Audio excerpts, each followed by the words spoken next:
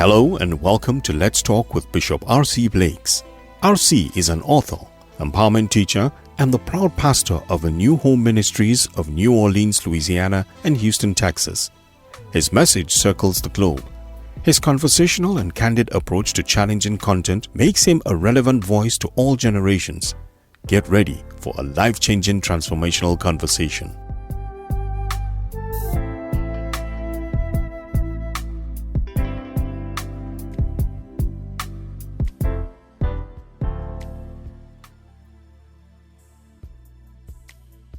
So to guide this dynamic discussion, we have a fantastic facilitator who is no stranger to leading powerful conversations.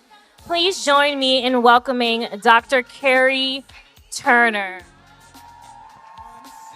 Dr. Carrie Turner is one of the nation's most vibrant, promising, and emerging leaders. Dr. Carrie is passionate about women and girls in her life's pursuit is to use every single part of who she is to love, inspire, motivate, and draw women to Christ. I love that. Dr. Carrie desires to aid women in finding a deep and meaningful relationship with the Creator so that they can live a life according to God's purpose and design in ministry.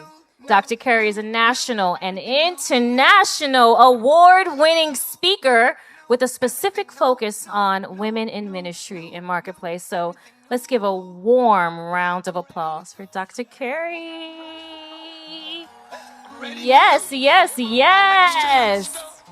Awesome. So now we're going to get into our next speaker, who you all are familiar with, Dr. Tart.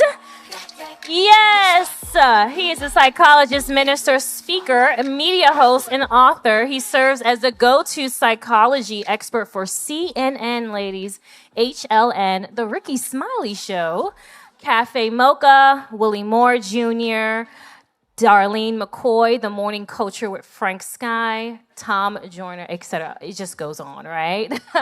His YouTube channel has garnered more than 1 million total views. He currently serves as a consultant for National Basketball Association and formerly for the Oklahoma City Thunder basketball team. He is a proud husband of Mega Tart. Let's give him a warm round of applause. Yes. And lastly, all right, we have hardly initiated podcast hosts in the house. All right, Tyshawn Jackson and Ryan Catchings. Ladies, give them a warm welcome. Yes, you're welcome. All right, so Hardly Initiated was founded in 2021 by Tyshawn Jackson and Ryan Catching and is a top-rated relationship podcast. The platform provides transformative content and resources for both men and women.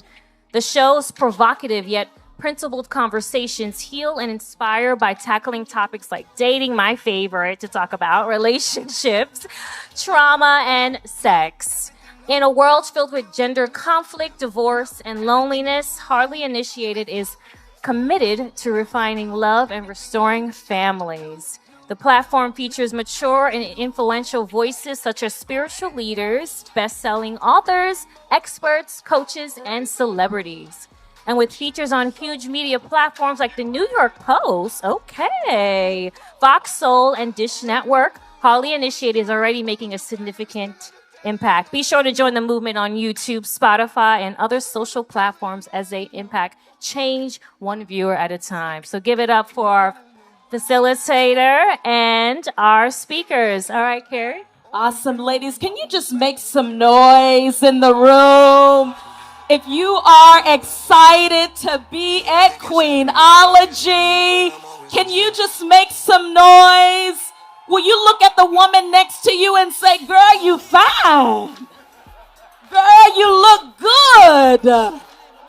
Tell a girl the Lord broke the mold when he made you, honey.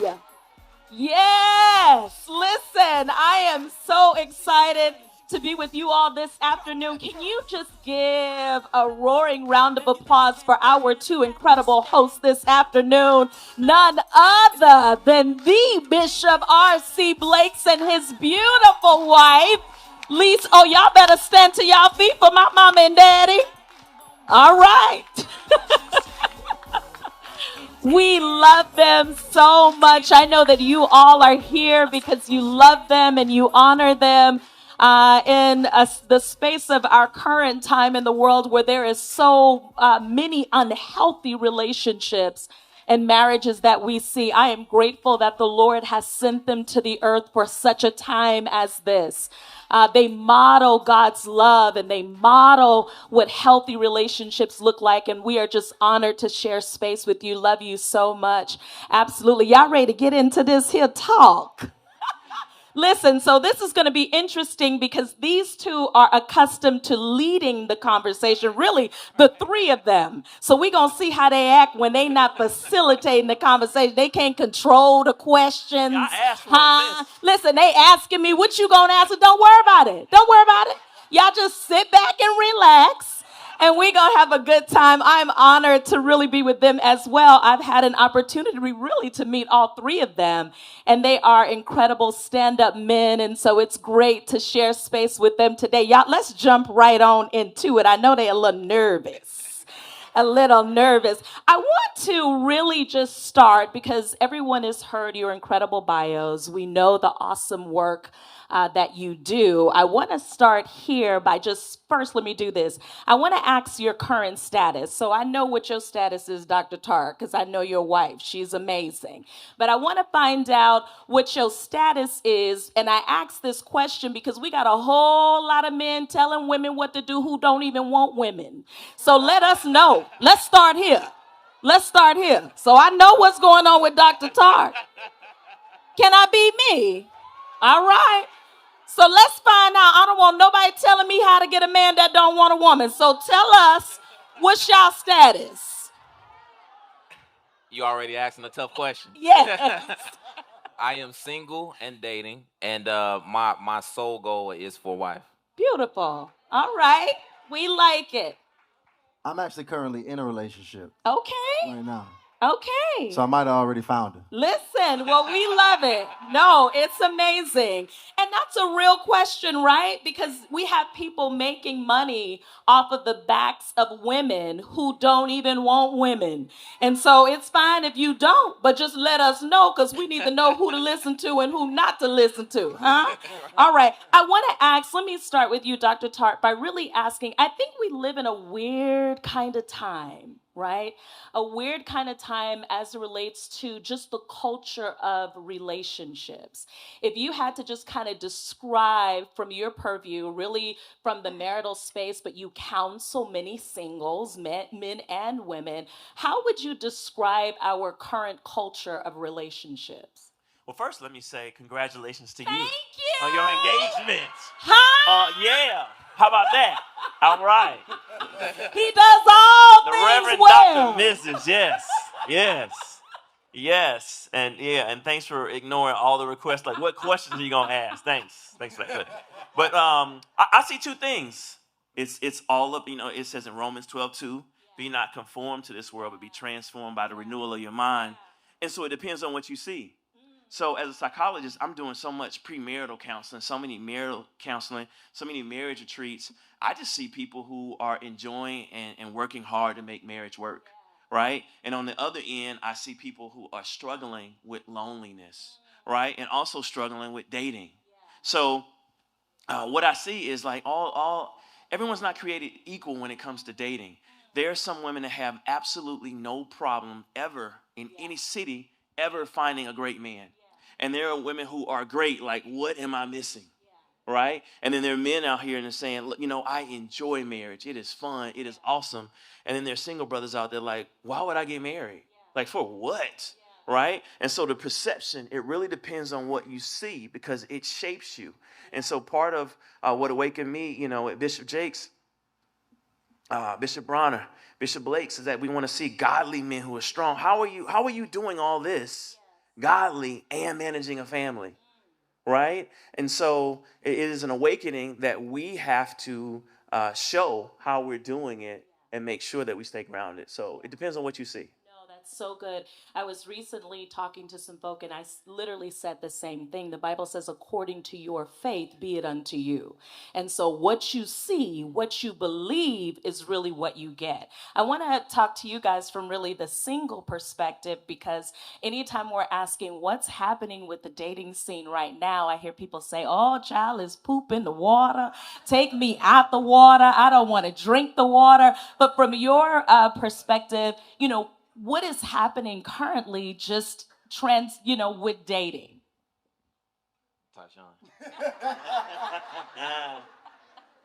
So, Harley initiated, I didn't realize that it was going to be a developmental journey, bringing the individuals that has come on and graced the platform. And we thought we were just going to have conversations, but it's been a lot of education on our behalf as well. And even prior to Harley initiated, me and Ryan had a successful business. I was a college grad. I graduated 10%, top 10% of high school. I did all of these things that on the surface you would think, okay, this makes this man a husband or worthy to be a husband. But even after seeing and having these conversations, I realized how, aside all the accolades, how unqualified I was for that role. So none of my upbringing, none of the curriculum I had in high school, in college, none of that actually is preparing me for being a husband. So good. In fact, what I see online majority of the day is tearing me away from being a husband. Yeah. And if I grew up in a household where I saw it done right, I actually need to take time to unlearn before I even jump into a relationship. So good. So the reality of the situation is that it was only about maybe within the last 2 years that I intentionally started becoming a husband. And because of the environment I've been in. And the reality of it is most young men are not in the environment that I've been in. And having the conversations that I've been involved in the last 2 years.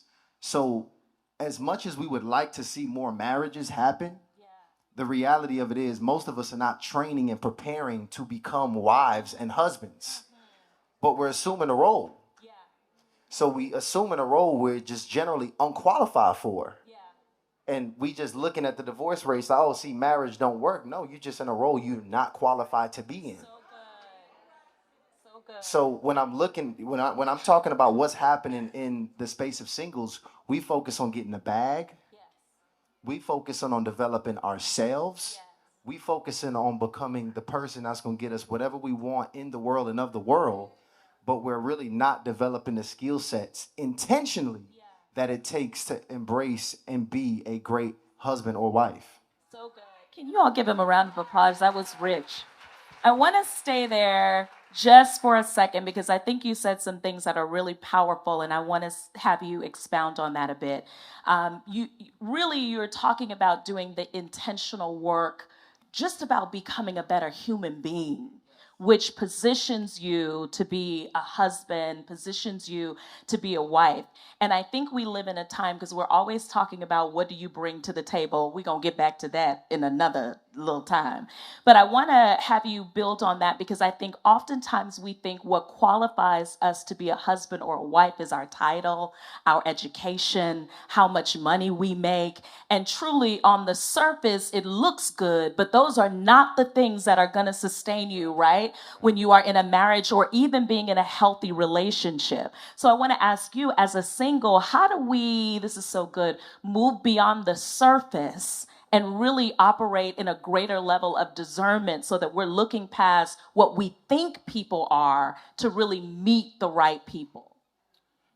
I think that's a really good question. And over the past few months, I actually been digging into that quite a bit. Yeah. Because as Tyshawn stated, a lot of the things that we look to amass or gain has a lot to do with the material world. Yeah. And if you think about the worlds we actually operate in, the basis of it is us operating in the spiritual realm. And a lot of the things that we look for, joy, happiness, self-comfort, confidence, all of these things are spiritual manifestations. So you can't actually reap the benefits of those things unless you put in the spiritual work. And the thing is, we understand all of the laws that come with the material world. Like, you don't grind, you don't eat, right? We understand that if you want to work out and get in shape, you actually go in there and have to experience the pain and the suffering. But it works. The laws are transmutable. I mean, they literally transfer to every aspect of the human existence, especially when it comes to the spiritual world. So if you turn to look for the spiritual manifestations, like I said, joy, happiness, and you decide to put in the effort, and that's what you're going to get. So in my opinion, the main thing that we have to work on is the internal. And once you work on the internal, then you'll be able to be opened up to love and to acceptance. And one of the things that, I really feel like singles in particular is two issues. I think unforgiveness is a huge issue because, I mean, it's experiences and objects and people that we literally put all of our effort into despising and dislike, which we don't really understand. We understand that it affects the relationship or the object of the hate, right? But we don't understand that relationship expands beyond. It expands beyond into every single thing that you do. And the second thing is condemnation. I think a lot of us, it's really tough for me to even talk about this because sometimes I have this really intense, disappointment for how I used to see things and perceive people. But one of the things that I used to do, and I think all of us have, typically do this, where we'll look at the other person and it's nothing that we can even communicate out our hearts or our minds or our voices that is even in a good light. And what I realized, the thing about condemnation, for you to even look at somebody in a negative light like that, you literally have to see yourself in them. And that's the key. So even when you find yourself looking at the opposite sex as opposition, you really have to understand that there's work that you have to do internally for you to even be opened up. So those are the two things which I think, which are both internal or external manifestations of what's happening on the inside. I think if we work on those things and put actual effort in those things, then we will see the world actually open up to us, and we'll be more, more prepared for healthy relationships. And can I say something? Yeah. All right. What they're talking about is real. What we realize is that men have been set up. Men have been set up to fail. So here's what's happening, because we're seeing this red pill movement. You're seeing online an illusion that's not real. Happily married men are not on YouTube. I'm just keeping it real. Now, I am. But most part, like what you see online, you think, oh, men don't want relationships. Happily married men are watching it like, this is a good podcast. Everybody at home, right? Eating dinner. Next right? to their With the wife. kids, right? At the ballpark, right? Think about all the suburbs that you see. Think about what you see when you go to church. Think about when you go to conferences. Think about what you see. You see married people all over the place, but you don't see them online. So perception is reality. Right? And so you think, oh, there's nothing out there in the dating pool. And meanwhile, women are moving to Atlanta from Wisconsin. Like, there's a lot of men in Atlanta. I don't know what they're talking about. Right? But what they found in the research is that men are getting upset for a very valid reason. They have not been given the skills to succeed in relationships. And so when they get in relationships and we get told about ourselves because you weren't equipped, there is an anger that develops because I'm getting rejected and you're picking these other guys and not me. And I feel like we're on the same level, but we're not. And so what's getting ready to happen in the next 2 years, this is coming out, just like the cell phones are being banned. What's coming in the next 2 years is mandatory relationship class for boys from 6th grade on. Wow. All right. That's coming straight from the top of the American Psychological Association. Because think about it. Where would a 6th grade boy, because what they're seeing really quickly is girls are taking themselves to proms in middle school and high school because boys don't know how to ask them. They don't know how to survive a relationship. And we haven't given them the skills. So think about it. Where have you taught a 6th grade boy or a man how to have an emotional vocabulary? You better have an emotional vocabulary if you're in a relationship with a woman. Yeah. How you feel? I don't know. Don't disrespect me. You got to have more than disrespect and anger in your repertoire. All right? But where have men been taught that? Let's be real. When you look behind it, these are not men that want. They did a study really quickly and said, men, if you had to choose one to fail in a relationship or fail in business, which one would you pick? 54% of men said they'd rather fail at business than relationships. But you never see that. Men don't want their families to break. Men don't want to disappoint women they're in relationships with. And then that adds up to be cumulative. So if I'm dated 9 women in a row and all 9 ended badly with negative feedback, you think I'm gonna be happy on a podcast? No, I'm like, I hate these women, right? Right? And so when we found is that when we equip them with, okay, you have to teach them emotion, teach men how to be vulnerable. That's a no-no with men. Why would I? If Ryan and Tashawn, they were talking junk about the gym, I'm not gonna go in there and cry. I might get in the car and be like, that was hard, but then I'm like, this is easy. This is light work, right? So stoicism is part of being a man. But when I get into a relationship with you and then you're asking me how I feel and I act like I don't care. Because I think that's what I'm supposed to do. I'm ill-equipped.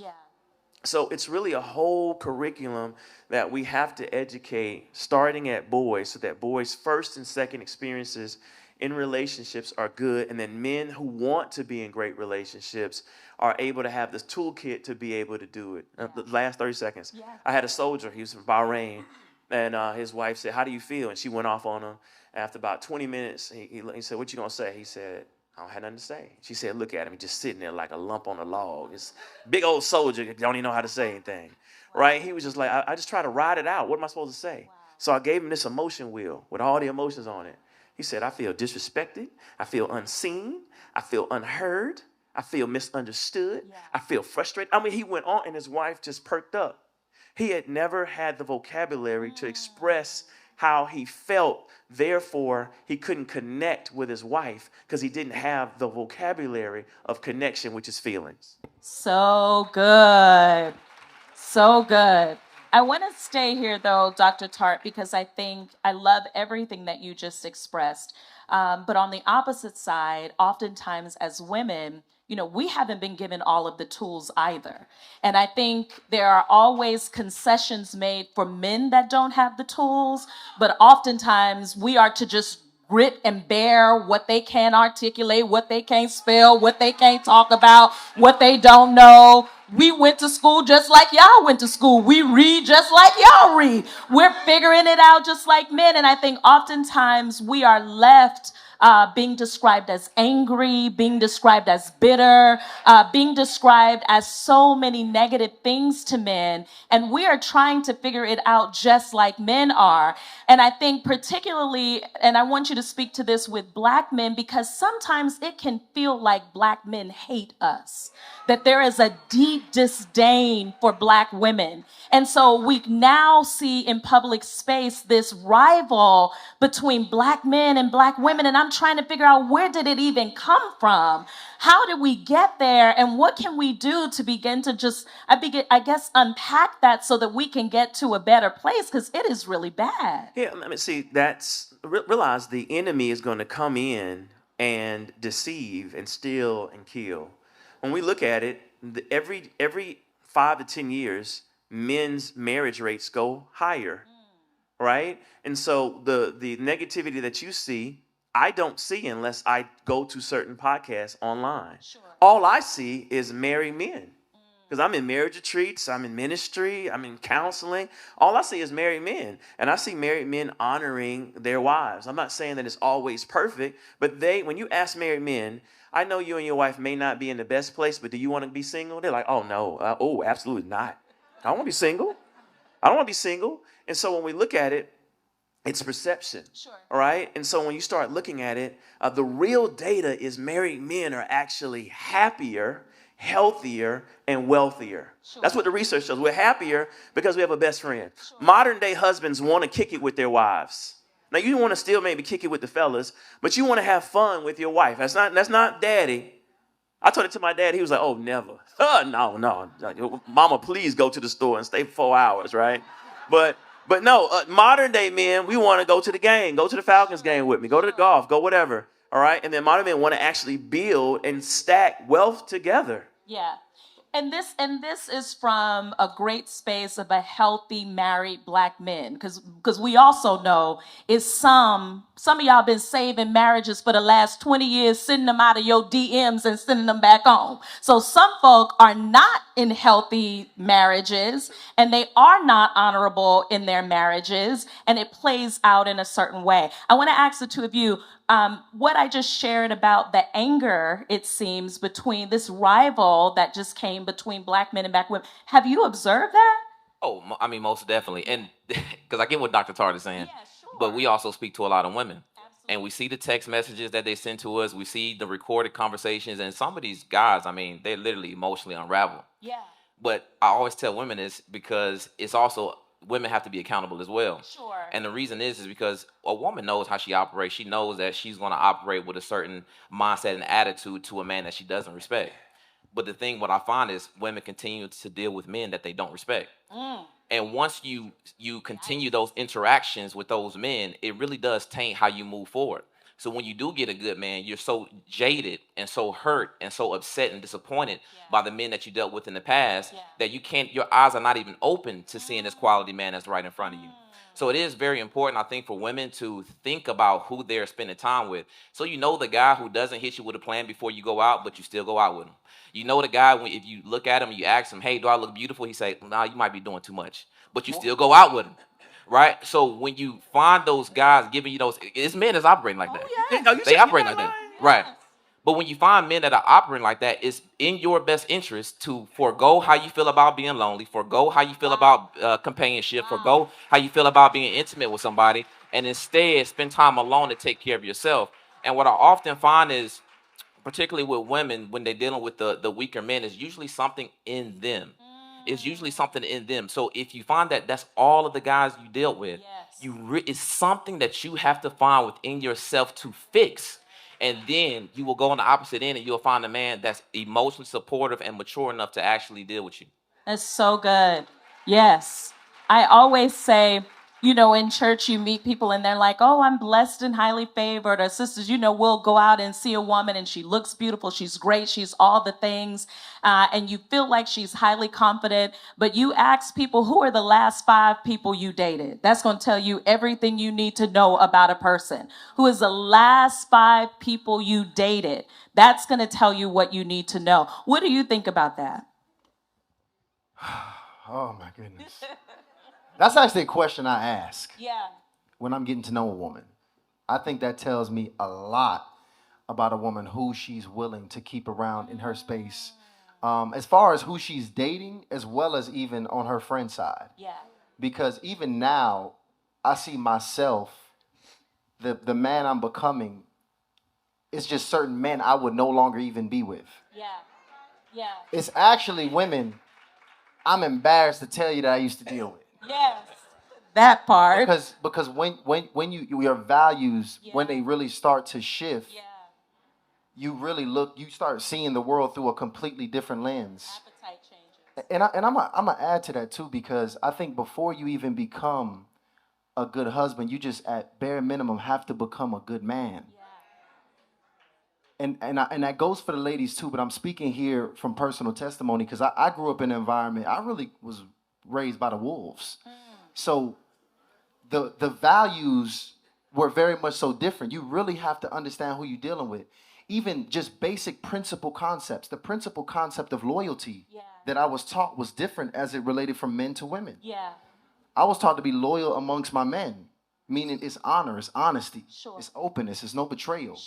But as it was for the ladies, loyalty wasn't not sleeping with other women. That wasn't loyalty. Loyalty was taking care of your family, paying the bills. But I even had to change my definition of loyalty as I matured, because I realized the way I defined even loyalty was not that of a good man. So it's a process that a lot of us men have to go through if we're talking about really healing the relationships that we're having right now. We have to understand that our moral compass is off, because our moral compass is aimed at culture right now.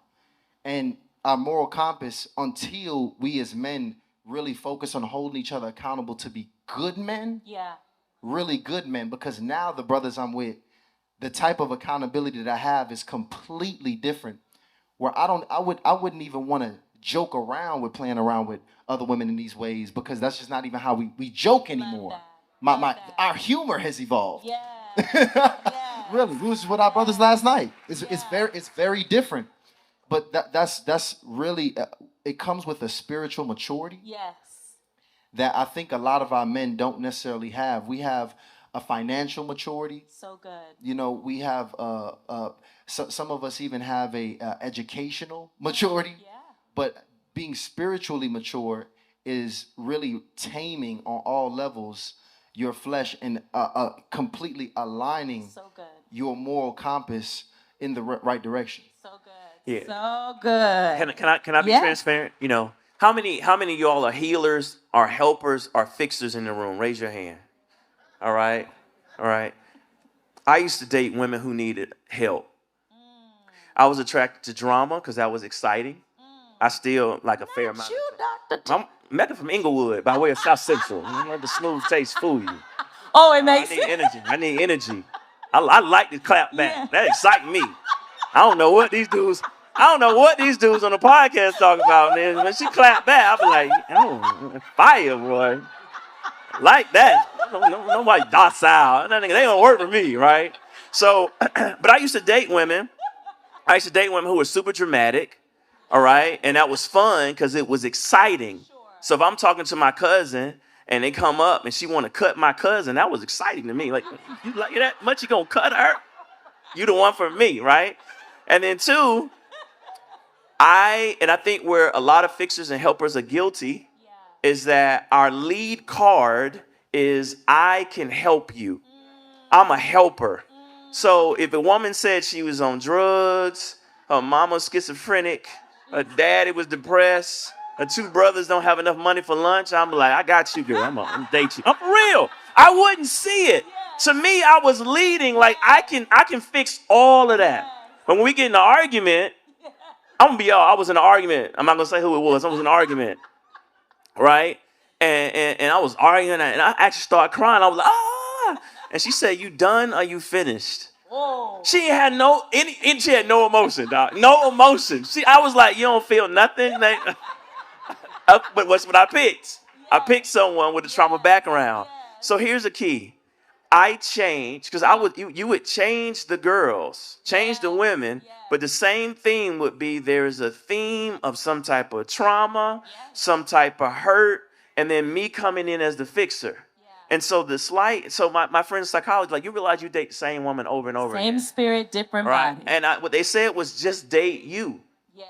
So I started asking women, not the last 5 people they dated, I started asking them, tell me about your ability to heal. Tell me about your ability to fix. All right, because I'm looking for a healer on the same level that I am or higher.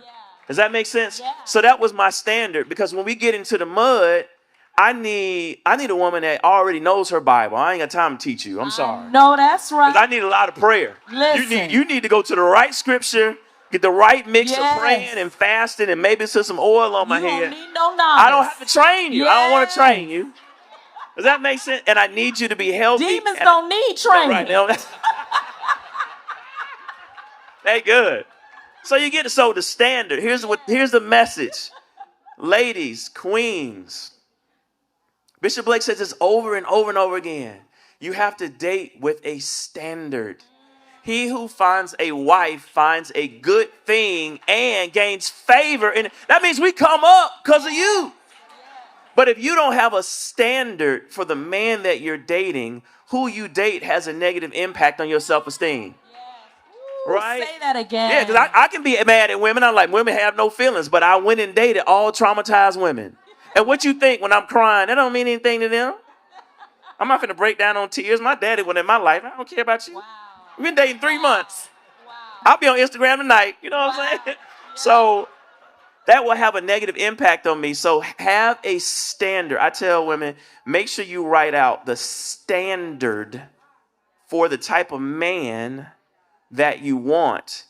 And make sure, like Ryan said, that you're not so lonely that human emotions will take over, that you have quality girlfriends, quality activities until you get the standard that you're looking for, because who you date impacts how you feel. So good. Y'all give them a round. These men are exceptional. Yikes. And not letting loneliness create the standard. You know that one who name you keep on changing in your phone. He keep on texting late. You don't want to be bothered with him. You don't want to be talked to him, but he the only one at the time. I guess it was just me. All right, y'all. Listen. So I want to ask this because I want to stay where Dr. We have all had our moments. Amen. Where it's like, Lord, what am I? If you get me out of this, I promise you. If you rescue me out of this, Father, just kill him, God. If you get him away from me, God, hey. All right. Listen, your whole soul wrapped up, tied up, confidence gone. You don't know if you coming or you going. You got a PhD acting like you only been to kindergarten. Men will take you. Child. I had a flashback. I don't care how good you look. I don't care how fine you are. Ain't nobody exempt. Do you hear me? So I want to ask this based off of what Dr. Tart just shared with us. I'm going to be laughing about this. I want you to know for like the next 6 months.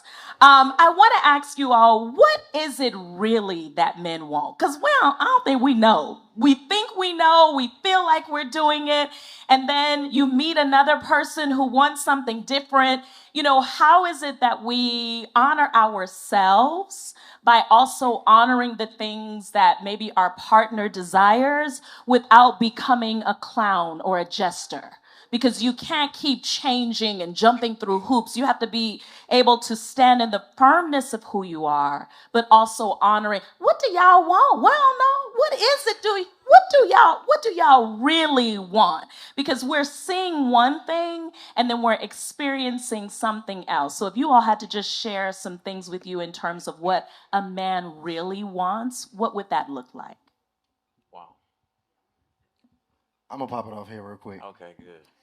Because the answer is actually very cliche, but before I go into all of the, the love, support, and all the things that we really want, the foundation that I find actually to be a struggle, which is interesting.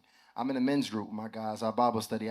We have one brother in there. This brother's an eligible bachelor. He's got his money together.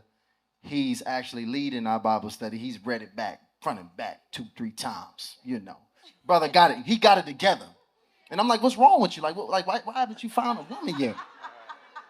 He literally said, I'm like, bro, we in Atlanta. There's a lot of women out here. He literally said this, which I thought was profound. He said, it's a lot of women in Atlanta, but it's not a lot of wives. Facts. Wow. That's a fact. And I think the foundation, what he was communicating was just how we need to learn how to be good men. A woman actually has to learn how to be a good woman. Yes. So that's the foundation. So it doesn't matter. You could be supporting your man and you still be trifling, right? You're more on a moral level, right? The women you hang with, some of the tendencies and the habits that you have are still destructive. You walking around and we watching, because at the point where we really are evaluating a woman to be a wife, we really evaluate a woman so much differently. It's way different than when this is just some casual, loose nonsense versus when I'm really looking at you to be my wife. So good. So at the foundation, it's really being a good woman. But I'm gonna let you go ahead. I like that. I think morality is important too, because when I look at a woman, I like to look at a woman to aspire to be just as good as her in the way that she thinks and operates. So when I hear a woman that's like zero tolerance for cheating, in my mind, the self is like, it's, maybe a dude cheat once, it's not that bad. But the higher me is like, I like that. I like a woman that doesn't want a man that goes out and does things like that. Sure. So when I look at a woman, I really almost want her to be more moral than myself, something for me to aspire to. And I think a lot of women, instead of taking direction from the scripture, the person who has given us all a standard for which to live by, they instead adopt whatever they got from the guy, you, or the guy they got before you. Wow. And I think that's a big deal. And the other things outside of that is just really considering a woman who is always looking to grow and develop. And a woman is okay with cooperation and learning together. And a lot of times, I feel like with the ladies, because women are talented. They're beautiful. Every single thing that women do, they do an excellent job at. Women are rising to the highest levels of corporations. They're rising to the highest levels of entrepreneurship, education. Every field of human endeavor, women have proven to be extremely talented at. But I find that along with that talent comes this mindset of I know it all. And it's just not a good way to operate in a relationship because your concern is what you know versus what might be best. And always the mindset is not, what have I already accomplished or what have I already done, but how good did I do it? And a woman that's open to constructive criticism and cooperation, I think, is a woman that I want to be around with for a very long time. So let's stay there for a minute. Uh-oh. Let's stay here. So you said some women often act like they know it all. And sometimes we do.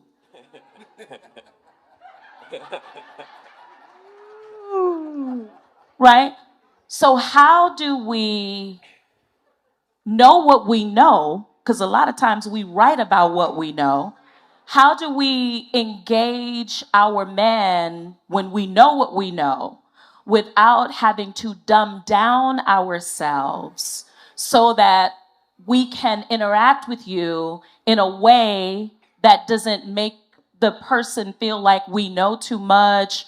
Or you all have to talk to me about this male ego thing, about the ego being fragile in some ways. I'm being sincere. How do we show up in those spaces? Let's lay aside arrogance. Let's lay aside pride. She genuinely may not be coming to you in that way. She just may really be smart. So how does she engage her guy when there's something that she very well may know is right, but she needs to pull back in a way so that he feels what? Tell us how that interaction goes. I think we might have to talk to the therapist on the panel. No, I mean, Ryan might have thought I wasn't riding with him, but I'm riding with him. Right? I'm riding with him right here, right? You want to be a wife or you want to be single? Wow. All right. So a wife is so talented that she's able to see the male ego and work with it. Sure. Right? So you can be right and then you can lose the man and you don't have to dumb down. Yeah. You don't have to dumb down. Yeah. Right? My wife is in sales. She's a professional negotiator. Right? I'll negotiate the deal and she'll like, well, babe, let me try it. Let me see if I can negotiate these terms. You probably, I'm sure that's a good deal. Let me negotiate it. All right? She's stroking my ego. Right? But anyone that knows me, I don't have time for the drama when it comes to business. Sure. Right? I'll just say, you know what? This is split the difference and keep it moving. Yeah. My wife not splitting nothing. Right? She negotiates better deals. Yes. But the way she became chief negotiator for our family was that she let me negotiate bad deals. She was already 3 steps ahead. She was like, you could have done this, this, and this, but, you're running it. Yeah. I don't want to run it. I want my 8,000 back. I ain't never saying that. No, I ain't going to be nice. So what I'm saying is that if you talk to wives, if you talk to First Lady Blake, she's 4 steps ahead. I don't give you Bishop. She's 5 steps ahead, and she's calculating. But how he do I gonna not tell you, I don't know. Go ask Lisa. That's what I'm saying. So you break. So what she's seeing this. Yeah. She's seeing the ego. Yeah. Right? And she's working with it. It's not a threat, but she's able in a masterful way to be able to maintain the marriage, right, without dumbing down. And how many married men do you say when you ask them about their household? Let me ask my wife. I don't know what I'm doing this weekend, baby. What am I doing this weekend? Am I going to Super Bowl? I'm not going to Super Bowl, right? But that's because she's honored his leadership so much. He has no problem deferring to her. But the second part is we also have to be secure as men. I have to be secure to be at the negotiating table, and my wife is negotiating the terms. Does that make sense? Yes. I have to be secure. Yeah. But if you're not confident, if I'm not doing well in the rest of my life, I'll negotiate a bad deal. I'm like, it's my deal though. We broke, but I did the deal, right? All right, just because I have an ego. But if my ego is already stroked, I'm fine. Really quickly, we were in Jamaica. You know how they sign you up for those tours? And I was mad at Mecca. I was like, I don't even want to go on these tours. I don't want a free tour. We don't even need this free tour. Why are we wasting 45 minutes on this free tour for something we're probably not going to buy? And if we're going to buy it, let's just buy it. I don't want to do the tour, right? And so anyway, we're talking, and I was really trying to sabotage it, acting disinterested, right? The man was talking to me, right? And he turned to my wife because he started talking terms, and my wife was interested in the deal, right? And he looked at me. He says, "You're not the one I should be talking to, should I?" Right? I said, "Nah, bro, I don't even want to be here. I don't want to be here, right? I don't even know any numbers you said. I don't even know, right? All right, and I left. I went with the kids and I was at the pool, right? I said, text me before you sign anything, all right? Text me, but I don't want to be here. But I was totally comfortable with her running the play because I trust my wife when it comes to business, and especially not doing something emotional. You know what I'm saying? I'll do something emotional. I don't have time for this, whatever. Let it go away, right? So a wife, and I think only a wife can tell you this. There's a strategy. Jesus would choose not to give people the direct answer. He would teach in parables. I think a wife has the same ability to see something and already know the end result and work on the middle. So good. Are y'all enjoying this conversation? Ooh, it's so good. Okay, so, golly, I'm looking at the clock. I'm with you, Ryan. Yeah. It has been so amazing. Okay, so I want to ask this before we get into wrap up because we only have a little bit of time left. But I want to ask each of you, and I'm going to start with you, Dr. Tart, because you're married. Ideally, what is the total package for you when you were looking for your wife and you looked at her, I mean, outside, inside, all the things. What was the total package? What did that look like for you? All right. Oh, well, for me, easy. Convinced. You have to be convinced you're the baddest woman in the room when you walk in the room. You have to be convinced. It's not really your physique. Every man's going to gravitate towards the woman that walks as she's convinced. Why are you walking convinced? I want to find out. You going to walk by me and not talk to me? You know, like Chris Brown, Like Chris Brown in a video where the woman is walking in the park and he chases her the whole... I want to be chasing the woman in the park. You know, 'cause I know I'm a bad brother. You unconvinced. You're unimpressed with me, right? So a woman that's convinced, all right, because that puts me in action. That evokes the chase. 2, you need to be visually appealing, all right? You have to look great. I want my friends to be like, "How you get hurt?" That's what I do. I don't bring nothing mediocre to the party. Never, no time. And you need to stay that way. I'm gonna keep it real. I need you to keep that way. I also need you to be. I need you to have a weird mix of being strong yet soft. Right? Like how you open up to that. Oh, that's power right there. That's power. I want my woman to be powerful when she's doing business, powerful when she's praying, powerful when she's setting a standard, but then soft enough for me to put my head on at the same time. She can just transform at the drop of a dime. I want a woman. How many of y'all have heard a term called sapiosexual? All right. You make love to me in my mind. That's why I like to talk back. Right. So let me not go there, but I do. I like to talk back all the time. Don't be saying nothing. Am I doing anything anyway? Right. That'll mess my mind up. Right. So I want to talk back. I want to be able to talk to you. I want to, like I told my wife, I said, I'm changing the way I'm doing psychology. And we had a 45-minute conversation to where she could join my mind, right? So I could connect with her. So I can be with fine women, but can I connect with her? Like, do I miss that conversation? I want my wife, I want her to be able to handle my family. If we host Easter over 100 people, can she run that? I know it's not fair. But if you can't cook, I ain't rocking with you. I'm sorry, right? All right. I'm just not used to it. Sure. All right. So can you handle that? So it's the versatility. Can you handle a Bible study, but still, work out, still help the kids with homework, still sit down with me, watch a movie, go have fun. I need the whole mix. But I'd say over all of that, be my peace. If you can't be my peace, all that stuff thrown in the trash What can. does that mean? That means if we are, all right, so I came out of a toxic relationship, and because, you know, I like the drama until it come back, right? I like it till it come back. I like it with love making, but I don't like it with arguing, right?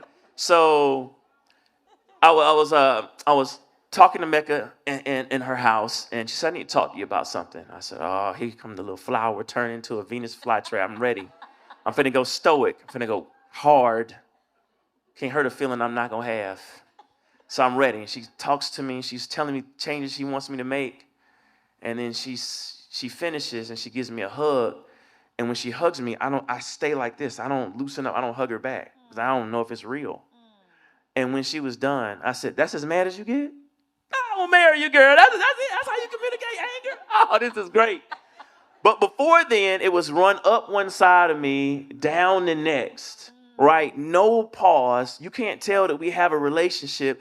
You just cutting me with every way you know to cut me, but you're supposed to be my lady, right? So what that peace means is that you can still direct me and tell me and expect me to make changes and do it hard because Mecca's not to play with. Sure.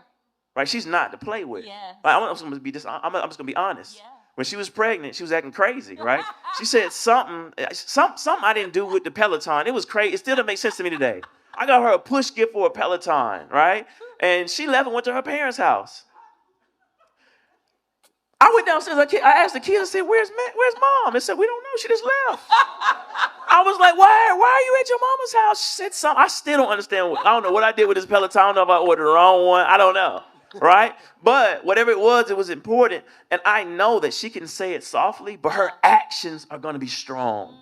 Does that make sense? Oh, yeah. So it's going to be like, you can do what you want to do, Alduan, Reverend Doctor. I don't care about any of that. But there's going to be an equal and opposite reaction. That's right. And so she doesn't necessarily yell and scream. Yeah. It'll just be her actions. So good. You know, Easter will all of a sudden be canceled, and all the family will, everything okay with you, Rebecca? She canceled Easter. I'm like, baby, I'm sorry. You can't have 5 Peloton. I'm sorry. Pastor calling, like, everything okay? So that peace. So good. Know how to resolve conflict, but do it peacefully. But for me, do it in a strong, direct way in which I can respect. Can you all give Dr. Todd a round of applause? I have learned so much. This was good for me today. This was good for me. So let me go to my last two brothers. Let me ask you, total package. What does that look like? You're looking for a wife, someone you can build a life with, a future with. What does that look like? What's the total package? Honestly, I think Dr. Tar pretty much named everything I could probably include on that list. Well, I want to highlight cooking. Cooking is very important for me. Why? I have to be able to cook. Why? Well, because I think cooking brings the family together. So in my long-term vision, we having family dinners, we able to entertain. I want to be the dad of all dads. So when the other dads is going through something, I want them to come to me. When the other mamas is going through something, I want them to come to my wife, right? And I think food and the occasion of family kind of brings that all together. Love it. I think that's actually missing in a lot of families, is that hour or two where we all together, we sharing, we getting to know each other, and we building, and we planning. So that's very important to me. The second thing is, I think from an overall standpoint, I just want a woman that has committed to improving herself mentally, physically, emotionally, and spiritually. I think that's the best thing you can even bring to a relationship. I know if I'm working on husbanding over my resources, husbanding over my relationships, husbanding over everything that's in my life, then of course that would transfer to me actually being a good husband. So a woman that's actually committed to doing the work, that's very important. And I think a lot of us can get emotionally tied into the facts. Yes, it's more women than men. Yes, most marriages don't make it, right? But the truth is, if you work on yourself and you put in the work, you will receive the object of what you most desire. Absolutely. So if you focus on truth versus focusing on fact, that's going to keep you first and foremost emotionally stable. Yes. And it's going to keep you patient because you put in the work and you wait, you will be blessed. So good. Can you give him a roaring round of applause? Incredible wisdom. Thank you. You know, I realized by you asking that question, there's so many things that I want from a woman. So I'm just going to try to sum it up into three. Sure. And it's crazy. First of all, me and Dr. Tar, we went to the same high school. That's why we both mildly toxic. Because Dr. Tar is definitely not mildly toxic over there. But I would say one, I really have to love, and this was probably the greatest compliment I gave the young lady that I'm dating, but I really have to love the way you think as a woman. Yes. Because the way you think just has so much to do with the lifelong experience I'm gonna have with you, the thoughts you're gonna pour into my children.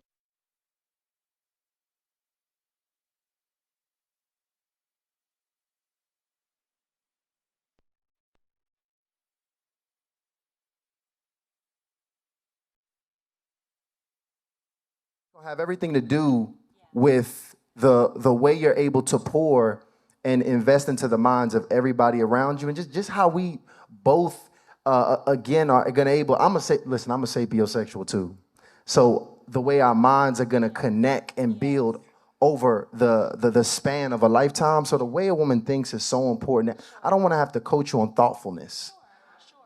You know, I don't know how to show someone that you have to be so aware of what's going on in my life, and you realize that you had the bottom draws, because I've been wearing them same bad draws for over the last year. It's just certain things that the way a woman, them same bed, I just got some new sheets. Yeah, exactly. And I need pillowcases now. But the thing about it is, a woman who, when her mind is properly tended to, she's thoughtful, she's kind, she's really able to see so many of your blind spots that it really creates this completeness around you. So that's super important. Going back to another thing Dr. Tarr said, I would say as well, is truly a friend. I realize this too. I cannot have a woman that I don't look forward to being around. Yes. I really want to look forward to being around my woman. I really want to go someplace, and in my early thoughts, because we do this with people we enjoy, we think, man, I really wish I was here with this person. Yes.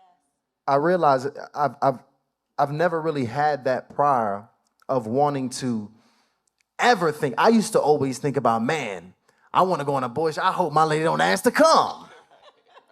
But really now, evolving and being excited to think about bringing your lady on in these places, that's a different type of relationship that you have to develop to really want to be around your woman in a variety of places.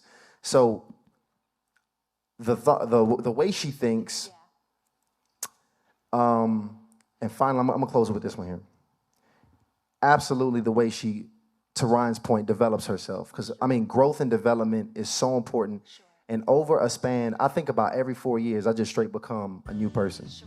People that watch the show, they already telling us, I see y'all grow up and become yes. That's how we are. I'm like, growth is literally a part of one of my core values. So I need a woman that's gonna really also grow with me along this journey and make sure we don't necessarily grow apart.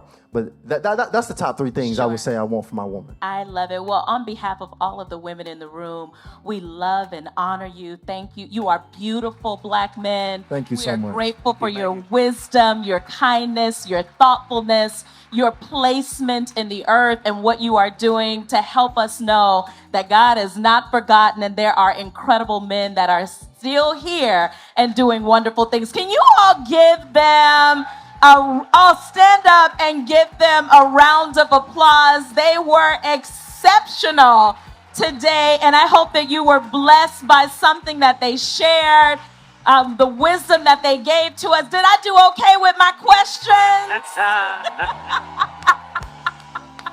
We love you guys. Look forward to seeing you again soon. Thank you all. Thank you.